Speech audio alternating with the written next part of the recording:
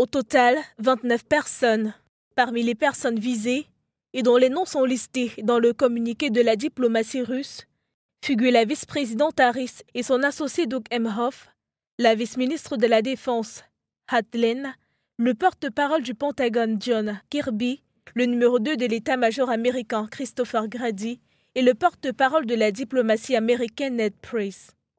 En plus de cela, Moscou a également sanctionné des responsables de la Maison-Blanche, des experts, des responsables médiatiques, à l'instar du co-présentateur de l'émission matinale d'ABC Good Morning George, et un éditorialiste de Washington Post, David Ignatius, accusé par les autorités russes de soutenir un agenda russophobe et homme d'affaires américain, dont le président du conseil d'administration de la firme Mark Zuckerberg. La liste comprend aussi les noms des dirigeants d'un certain nombre d'entreprises américaines, engagées dans le développement et la production d'armes et d'équipements militaires selon la diplomatie russe.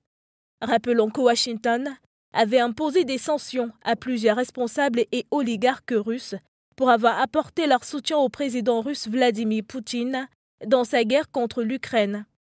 Le président américain a par ailleurs ordonné un embargo sur les importations de pétrole russe.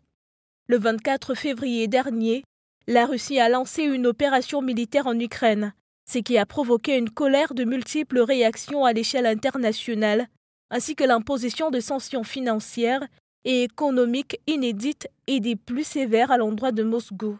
Rappelons que la Russie pose comme préalable pour mettre un terme à son opération le renoncement de l'Ukraine à ses plans d'adhésion à des entités et alliances militaires dans l'OTAN et l'adoption d'un statut de neutralité totale, ce que Kiev considère comme étant une ingérence dans sa souveraineté.